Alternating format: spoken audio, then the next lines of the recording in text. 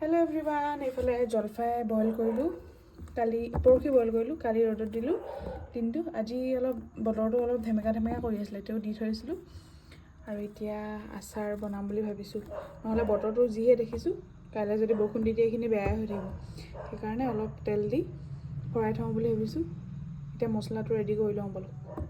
এইফালে আচাৰ বনাবৰ কাৰণে মছলাখিনি ৰেডি কৰি ল'লোঁ। এইফালে ধনিয়া, জিৰা, চফ, বগা সৰিয়হ, মেথি গুটি আৰু এইফালে শুকান জলকীয়া অলপ বেছিকৈ দিছোঁ, যিহেতু মই জলকীয়া খাই ভাল পাওঁ। এইফালে আৰু কালজিৰা দিব আছিলে, কালজিৰাটো নাই, সেইকাৰণে এইকেইটাই মছলা দিছোঁ। মছলা অলপ সৰহকৈ দিছোঁ, যিহেতু জলফাইখিনি অলপ বেছি আছে। এইফালে ভাজি লওঁ, ভাজি কিনে মিক্সাৰত দি দিম। এইফালে মই মছলাখিনি ভাজি লৈছোঁ। জলকীয়া অলপ বেছিকৈ দিছোঁ, যিহেতু জলকীয়া খাই ভাল লাগে। আচাৰত জলকীয়া হ'লেহে ভাল লাগে। মই ইমান মিঠা আচাৰবিলাক ভাল নাপাওঁ, জ্বলাকৈ বনালে ভাল লাগে।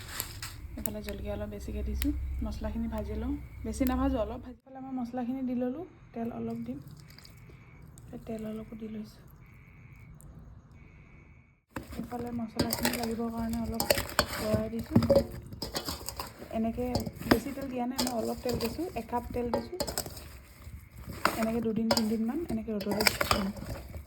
ৰ'দত থৈ যেতিয়া ভালকৈ মছলাটো সোমাই যাব ৰ'দত, তেতিয়া মই তেল দি কিনে অলপ সৰহকৈ তেল দি টাইটকৈ কণ্টেইনাৰ এটাত ভৰাই দিম। আৰু আমাৰ জলফাই আচাৰ ৰেডি হৈ যাব।